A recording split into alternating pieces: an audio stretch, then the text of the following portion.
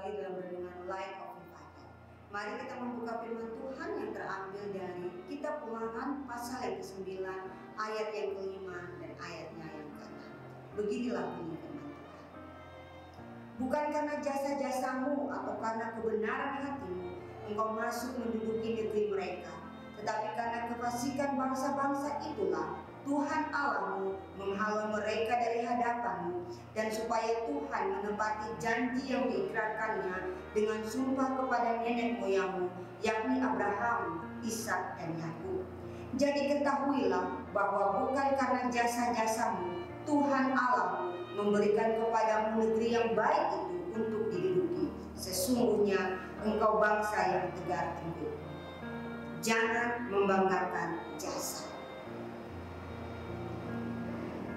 Kekasih Tuhan, dalam firman Tuhan yang kita baca ini, orang Israel diperingatkan dengan keras oleh Tuhan Allah untuk tidak membanggakan jasa-jasa mereka atas keberhasilan mereka memasuki tanah perjanjian.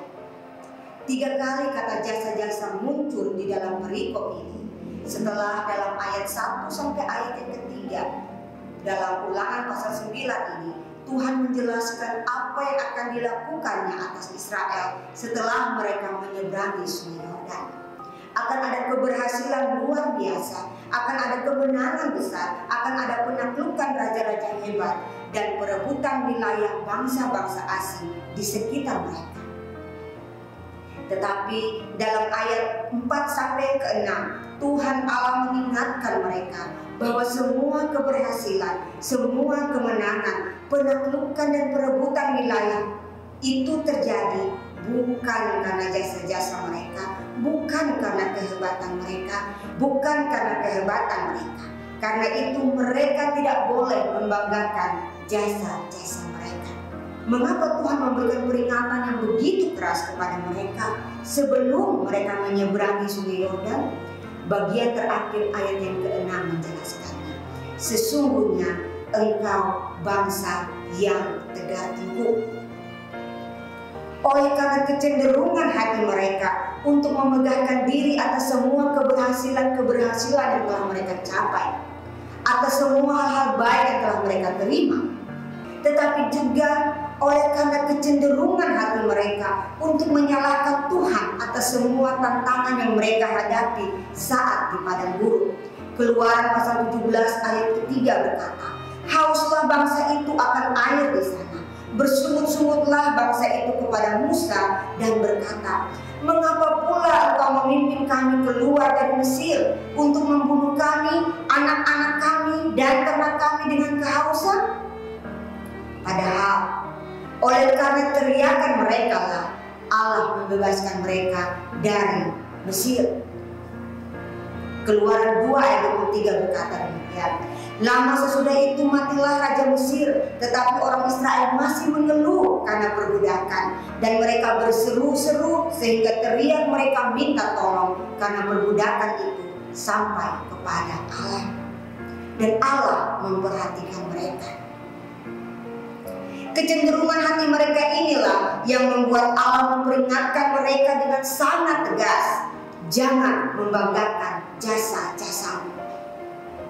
Kekasih Tuhan, dan bukankah kita manusia yang jatuh dalam dosa memiliki kecenderungan yang sama? Kecenderungan untuk membanggakan jasa dalam keberhasilan kita dan menyalahkan Tuhan dalam kemalangan kita. Persis seperti orang Israel. Dan pagi hari ini, pelajaran rohani bagi kita melalui kisah ini. Yang pertama, dalam keberhasilan kita, sesungguhnya lah Tuhan yang membuat kita berhasil. Bukan karena kuat dan gagah dan hebat dan bertalentanya kita, tetapi karena Tuhan. Karena itu, janganlah berbegah di dalam semuanya. Tapi jika kita punya, jika kita berhasil, jika kita mendapatkan kemenangan dan keberhasilan, bersyukurlah karena Allah mengaruniakannya kepada kita. Yang kedua, dalam kemalangan dan kegagalan kita, belajar untuk introspeksi diri. Adakah dosa yang belum dibereskan di hadapan Tuhan dan sesama kita? Jika ada, segera bereskannya.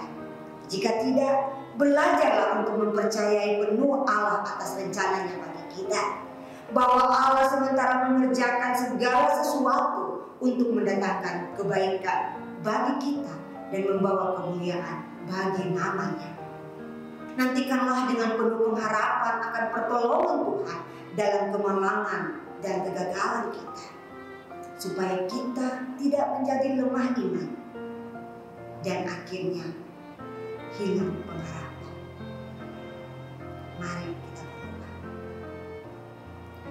Bapa yang kami sembah di dalam nama Tuhan kami Yesus Kristus, pagi hari ini kembali kami datang ke depan hadirat-Mu ya Tuhan, bersyukur untuk kesempatan hidup yang masih Tuhan berikan bagi kami. Dan tolonglah kami ya Tuhan di dalam seluruh aktivitas kami sepanjang hari ini. Biarlah kami senantiasa menaruh pengharapan penuh di dalam Engkau, sehingga dalam segala sesuatu yang kami lakukan, semua yang Engkau izinkan terjadi dalam kehidupan kami, biarlah kami boleh melihat campur tangan Tuhan di dalamnya.